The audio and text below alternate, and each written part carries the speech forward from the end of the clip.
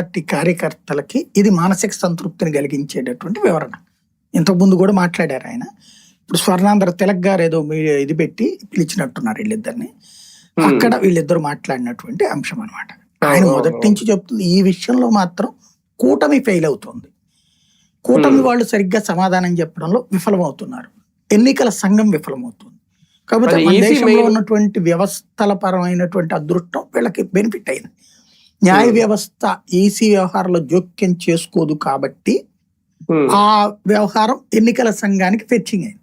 వాస్తవంగా ఆ రోజునే ఈ అంశం మీదనే ఏది పరకాల ప్రభాకర్ గారు ఫస్ట్ ఇప్పుడు వీళ్ళు నిన్న ఫర్ ఎగ్జాంపుల్ డిఎస్సి తేడాలనగానే అధికారులు వరుసగా కూర్చోబెట్టి ప్రెస్ మీట్లు పెట్టి మాట్లాడిస్తున్నారు కదా, మంత్రులు అందరూ సమాధానాలు చెప్తున్నారు కదా.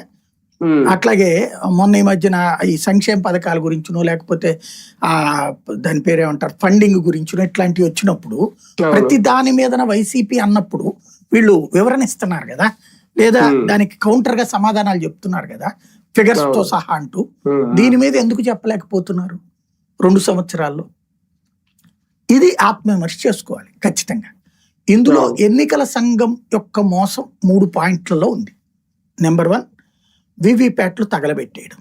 అక్కడ ఖచ్చితంగా ఎన్నికల సంఘం అతిగా ప్రవర్తించింది, అధికారుల్ని దాని మీద యాక్షన్ తీసుకోవాలి. నెంబర్ 1, వివిప్యాట్లు తగలబెట్టేయడం ఏంది నువ్వు, ఇది వాళ్ళ తప్పుదం.